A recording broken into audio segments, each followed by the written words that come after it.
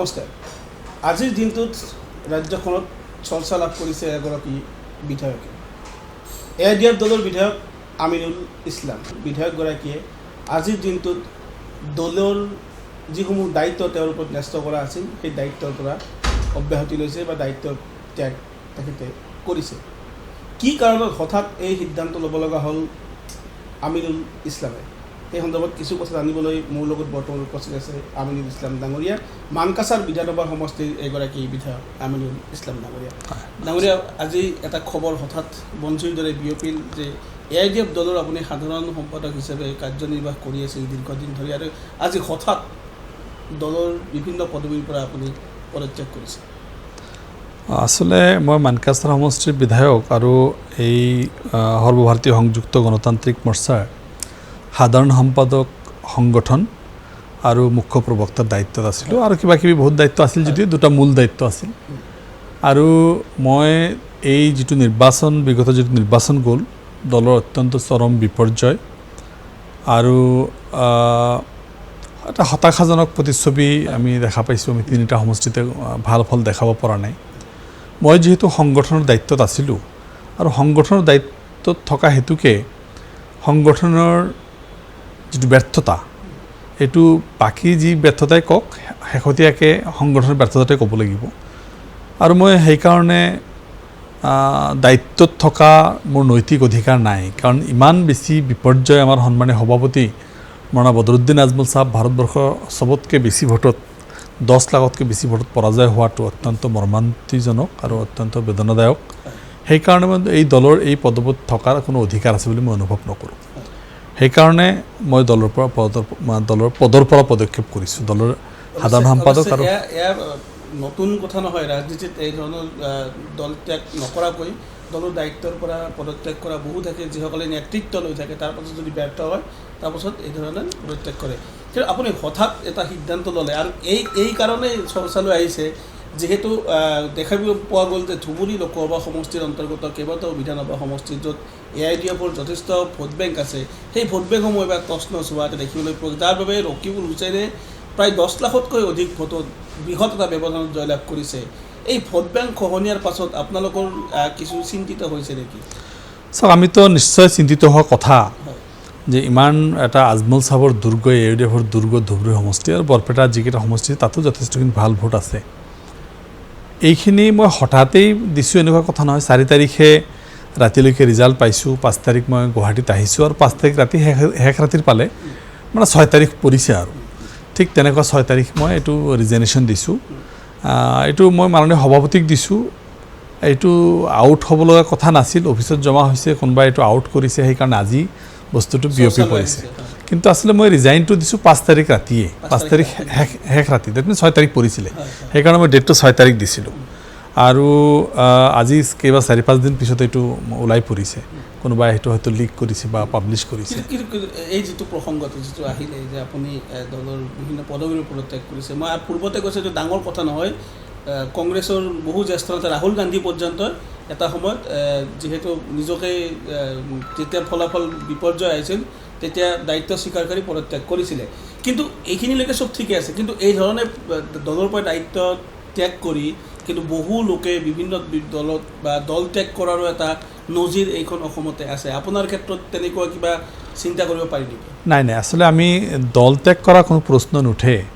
আচলতে দলৰ ইমান ডাঙৰ বিপৰ্যয়, কোনোবা এজনেতো তাৰ দায়িত্ব ল'ব লাগিব, কোনোবা এজনে তাৰ ৰেছপনচিবিলিটি ল'ব লাগিব। মই যিহেতু সংগঠনৰ দায়িত্বটোত আছিলোঁ, এটা মানে দল, ৰাজনৈতিক দল এটা সংগঠনৰ ওপৰত বেছ কৰি চলে, আৰু সংগঠনটোৱে চলি থাকে। মই সুদীৰ্ঘকাল যেতিয়া মই ইউথৰ প্ৰেচিডেণ্ট আছিলোঁ, তেতিয়া মই সংগঠনৰ গোটেইখিনি দায়িত্ব, মানে সিংহভাগ দায়িত্ব মই পালন কৰিছোঁ। আৰু বিগত প্ৰায় 12 বছৰমানৰ পৰা মইতো দলৰ সাধাৰণ সম্পাদক সংগঠনৰ দায়িত্বত আছোঁ। এই গোটেইখিনিৰ পিছত এটা বস্তু হ'ল যে যিমানকেইটা নিৰ্বাচন গৈছে, কেতিয়াবা ভোট 1% বাঢ়িছে, 2% বাঢ়িছে, MLA হওক, পাৰ্লামেণ্টাৰী হওক, পঞ্চায়ত হওক, এটা ঠিক আছিল। কিন্তু এইবাৰ 3জন প্ৰাৰ্থীৰ 3জনেৰ ব্যৰ্থতা, আৰু সন্মানীয় সভাপতি ডাঙৰীয়া সৰ্বভাৰতীয় পৰ্যায়ত সকলোতকৈ বেছি ভোটত হৰাৰ পিছত মই অনুভৱ নকৰোঁ যে মই এই পদত থকাৰ মোৰ কোনো নৈতিক অধিকাৰ আছে। আৰু এইটো কোনোবাই যদিও বেয়াকৈ লৈছে বা মই বেলেগ দলত গৈ আছোঁ, মই কংগ্ৰেছত যাম, কিবাখিনি, এইবিলাক মিছা কথা। এইবিলাক কোনো মানুহে কংগ্ৰেছৰ মানুহ মোৰ লগত আলোচনা কৰা নাই, ময়ো কোনো কংগ্ৰেছৰ লগত আলোচনা কৰা নাই। মই মিডিয়াত দেখিছোঁ, এনেকুৱা মিডিয়াত আকৌ আজিত পৰা নহয়, 2006 চনৰ পৰাই দেখিছোঁ বিভিন্ন সময়ত কংগ্ৰেছ মাৰ্চ, UDF মাৰ্চ হৈ যাব, UDF নোহোৱা হৈ যাব, UDF শেষ হৈ যাব, গোটেইখিনি আজমল চাহাবক এৰি থৈ যাব, আজমল চাহাবক লৈ কেনে কংগ্ৰেছত যাব, এনেকুৱা বহুত নিউজ ইয়াৰ আগে পিছে আহিছে। এইবিলাক আমি ইমান চিন্তিত নহয়। সেইদিনাখন আপোনালোকে প্ৰেছ মিটত এটা কথা স্পষ্টভাৱে পাইছে যে মই সেইদিনাখন প্ৰেছ মিটতো মই এড্ৰেছ কৰিছিলোঁ আৰু কৈছিলোঁ যে হয়তো আমাৰ বহুত ভুল হৈছে, আমাৰ ক'ৰবাত নজনা বহুত ভুল হৈছে। আমাৰ দল পৰিচালনা কৰাৰ যিটো ছিষ্টেম সেইটোত ৰাইজে বেয়া পাইছে, বা কংগ্ৰেছেও বহুতখিনি আমাৰ বিজেপিৰ লগত যিটো নেক্সাছৰ কথাটো কৈ ইষ্টাব্লিছ কৰাৰ সক্ষম হৈছে, তাৰ ফলত হয়তো ৰাইজে আমাক ভোটৰ পৰা বঞ্চিত কৰিছে। এই ভুলবিলাক কিন্তু আমি ফেক্ট ফাইণ্ডিং টিমৰ কথা মই কৈছোঁ যে ফেক্ট ফাইণ্ডিং টিম বনাই এইটো খৰচি মাৰি আলোচনা কৰিব লাগে আমাৰ ভুলটো ক'ত। সেইখিনি হোৱাৰ পিছত সেই ভুলখিনি শুধৰাই আকৌ ৰাইজৰ তাত গ'লে ৰাইজে নিশ্চয় একচেপ্ট কৰিব। তো আমাৰ কথাটো মই এই ৰিজাইনটো দেৰ ইজ নাথিং টু নেগেটিভ, মই এইটো এটা পজিটিভলি ল'ব বিচাৰিছোঁ যে মোৰ অধিকাৰ নাই। আজি ইমান ব্যৰ্থতাৰ পিছতো যদি মই মোৰ চেয়াৰটোক খামোচ মাৰি ধৰি ৰাখোঁ, মই যিটো ব্যৰ্থ হৈছোঁ, মোৰ যিখিনি ফৰ্মুলা, মোৰ যিখিনি ষ্ট্ৰেটেজি, মোৰ যিখিনি কাম কাজ, মোৰ যিখিনি প্লান, সেই প্লানটোত মই ব্যৰ্থ হৈছোঁ, মই সেই ৰাইজৰ আশ্বাস দিয়াত ব্যৰ্থ হৈছোঁ। তো মই ব্যৰ্থ মানুহ এজনে আকৌ সেই দায়িত্বটো খামোচ মাৰি ধৰি ৰখাৰটো আল্টিমেটলি দলক ক্ষতি কৰা হ'ব।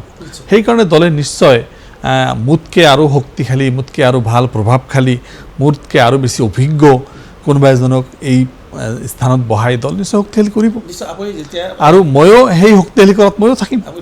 নিশ্চয় নিশ্চয়। আপুনি যেতিয়া ৰেজিগনেশ্যনখন যেতিয়া আপুনি দিলে, সেইখন এতিয়ালৈকে একচেপ্ট হৈছে না? সেইখন সন্দৰ্ভত কিবা এইখিনি সম্পৰ্কে সন্মানীয় সভাপতি ডাঙৰীয়াই মোক ব্যক্তিগতভাৱে কথা পাতিছে যে এইবিলাক লৈ অকণমান চিন্তা কৰিব নালাগে। মই পাৰ্টীৰ হজত গৈছোঁ, হজৰ পৰা আহি লৈ দলৰ মাজতে আলোচনা কৰি সকলো এটা পজিটিভ সিদ্ধান্ত লৈ কেনেকৈ শক্তিশালী কৰা যায় তাৰ চিন্তা চৰ্চা কৰিম। মই সৈমান হৈছোঁ এই কথাটোত। কিন্তু আজি পটককৈ কোনোবাই এই লেটাৰটোক লিক কৰি দি গোটেই অসমত এটা হুলস্থুল পৰিৱেশৰ সৃষ্টি কৰিছে, মিডিয়া জগতত হওক বা আমাৰ UDFৰ যিখিনি কৰ্মকৰ্তাসকল আছে তেখেতসকলেও এটা হতাশ হৈছে। নিৰ্বাচনৰ ফলাফল ঘোষণা হোৱাৰ পাছতে AIDFক লৈ বিভিন্ন ধৰণৰ চৰ্চা আৰম্ভ হৈছিল। তাৰ পাছতে আপোনাৰ যেতিয়া প্ৰত্যেকৰ খবৰটো সংবাদ মাধ্যমলৈ আহিল, তাৰ পাছত নিশ্চিতভাৱে এই যিটো খবৰটোৱে যি ধৰণৰ চৰ্চা হৈছিল, চৰ্চাৰ পাছত একেধৰণৰ এটা খবৰ, এই খবৰটোৱে নিশ্চয় সমগ্ৰ অসমৰ ৰাজনীতিত কিছু জকাৰণি কৰিব। মই এটা আন প্ৰসংগলৈ আহিছোঁ যে শেহতীয়াভাৱে আপোনালোকৰ দলটো 2004 পৰা যি ধৰণে এটা শক্তিশালীভাৱে সাংগঠনিকভাৱে বা আপোনালোকৰ লিডাৰখিনিৰ যি ধৰণৰ এটা ষ্ট্ৰেটেজি, সেই এটা ষ্ট্ৰেটেজিলৈ আপোনালোকে আগবাঢ়ি গ'ল। কিন্তু শেহতীয়াভাৱে সেই নিৰ্বাচনৰ ঠিক আগে পিছে, ভোটদানৰ আগে পিছে আপোনালোকৰ দলটোৰ যি বিধায়িনী দলত কিছু খেলি মেলি আৰম্ভ হ'ল। বিধায়িনী দলৰ যিসকল সদস্য আছে সেই সদস্যসকলৰ মনোমালিন্য হ'ল, ইজনে আনজনৰ বিৰুদ্ধে সংবাদ মাধ্যমত মুকলি বিদ্ৰোহ আৰম্ভ কৰিছে। তাৰ এইবিলাক কাৰক জড়িত হৈ আছে নেকি আপুনি কৰা? আচলতে মোৰ লগত বেলেগ কথা নাই। হাইলাকান্দিৰ আমাৰ 3টা ছিট আজি আমাৰ দখলত আছিল, যোৱা বছৰ 3টা ছিটে আমাৰ আছিল। এইবাৰ যিহেতু 3টা ছিটৰ ভিতৰত এটা মাইনৰিটি ছিট কৰিছে, এটা ছিট নোহোৱা কৰিছে আৰু এটা মেজৰিটি ছিট কৰিছে। 3টা সমষ্টিৰ মেজৰিটি মানুহবিলাক এটা ছিটত দিছে আৰু মাইনৰিটি মানুহবিলাক এটা ছিটত দিছে। এনেকুৱা এটা কৌশল কৰি 2টা ছিট কৰিছে। আৰু তাত আমাৰ 3জন বিধায়ক ষ্টেণ্ডিং আছে। সেই 3জনৰ মাজত কোন আকৌ UDFৰ প্ৰাৰ্থী হ'ব, সিহঁতৰ মাজত এটা খোৱা কামৰা চলি আছে, আপোনালোকে নিশ্চয় লক্ষ্য কৰিছে। আৰু সেইকাৰণে আমি দলৰ ফালৰ মজিয়াৰ পৰা তেখেতক দুজনক আমি শোকজ কৰিছোঁ যে তেখেতসকলৰ কিছুমান কথা বতৰা অত্যন্ত বেয়া কথা বতৰা পাতিছে, বা আমাৰ মাজত কোনোবা আকৌ কংগ্ৰেছৰ প্ৰেচিডেণ্টক ঘৰত আনি আলহী খুৱাইছে। এইবিলাক কিছু কথাত আমি দুজনক শোকজ কৰিছোঁ। আৰু এই শোকজৰ কাৰণে আমি এটা কমিশ্যন বনাই দিছে আমাৰ সন্মানীয় সভাপতি ডাঙৰীয়া হাফিজ বশিৰ চাহাবৰ নেতৃত্বত এটা কমিশ্যন বনাই দিছে। সেই কমিশ্যনত ময়ো আছোঁ। সেই কমিশ্যনে আমি চিন্তা চৰ্চা কৰি, যিহেতু ইলেকশ্যনৰ ৰিজাল্ট গ'ল, চিন্তা চৰ্চা কৰি আমি তেখেতসকলক কি ব্যৱস্থা ল'ব পৰা যায় আমি ল'ম। কিন্তু সেইটোৰ লগত মোৰ কোনো জড়িত নাই।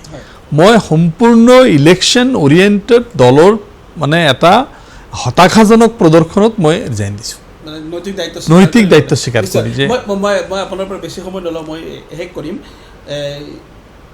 এটা খবৰ ওলাইছে বা এটা চৰ্চা লাভ কৰিছে যে AIDF দলে যি ধৰণৰ পৰাজয় স্বীকাৰ কৰিব লগা হ'ল তেখেতসকলে এইবাৰ নিৰ্বাচনত, তাৰ পৰা দেখা গৈছে যে বহুতে কৈছে, বিভিন্ন ৰাজনৈতিক সমালোচকে কৈছে যে সাম্প্ৰদায়িক যিটো ৰাজনীতি, এই সাম্প্ৰদায়িক ৰাজনীতি এতিয়া অসমৰ পৰা আঁতৰি যোৱাৰ সময় আহিল।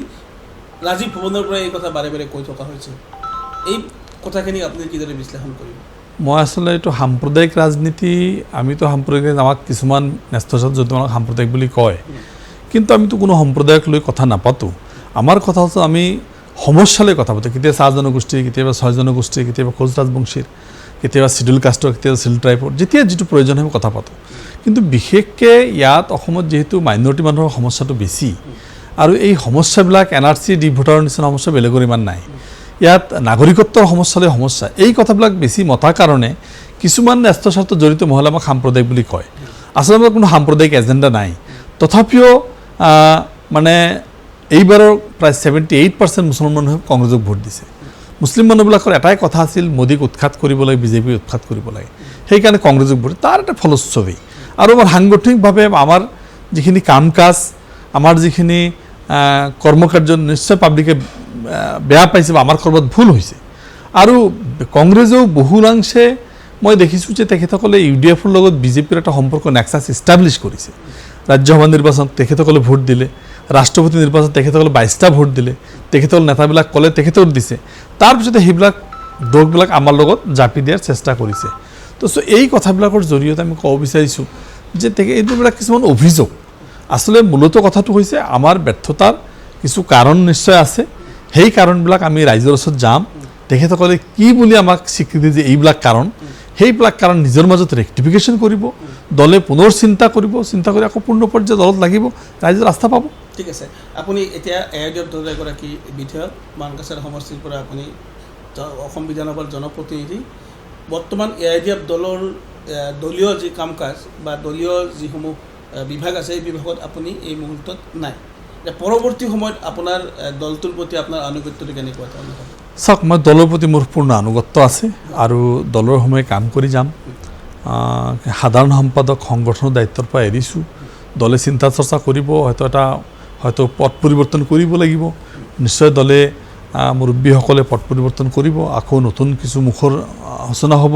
আমি একেটা মুখ 20 বছৰে চাই চাই মানুহৰ বৰো লাগিছে। তো নিশ্চয় নতুন মুখ আহিব, ভালকৈ কাম কৰিব, আমাৰ সহযোগ থাকিব, ৰাইজৰ সহযোগ পাম। অহা দিনত আকৌ অসমৰ লাঞ্ছিত বঞ্চিত নিষ্পেষিত জনতাৰ হৈ কাম কৰি যাম। নিশ্চয়, ধন্যবাদ জ্ঞাপন কৰিছোঁ। প্ৰিয় দৰ্শকসকল, এয়া আছিল মানকাছাৰ সমষ্টিৰ AIDF বিধায়ক আমিনুল ইছলাম। আৰু আমিনুল ইছলামে যি তেওঁৰ দলৰ পৰা পদবীৰ পৰা যি পদত্যাগ কৰাৰ কাৰণসমূহ স্পষ্টভাৱে তেওঁ বৰ্ণনা কৰিছে। ধুবুৰী লোকসভা সমষ্টিৰ বদৰুদ্দিন আজমলৰ শোচনীয় পৰাজয়ৰ পাছত নৈতিক দায়িত্ব স্বীকাৰ কৰি তেখেতে পদত্যাগ পত্ৰ অৰ্পণ কৰিছে। তাৰ পাছতো AIDF দলৰ মানকাছাৰ সমষ্টিৰ বিধায়ক হিচাপে তেখেতে কাৰ্যনিৰ্বাহ কৰি যাব আৰু দলৰ প্ৰতি সদায় আনুগত্য হৈ ৰ'ব বুলি তেওঁ সংবাদ মাধ্যমত এই মুহূৰ্তত এই ধৰণৰ মন্তব্য কৰিছে।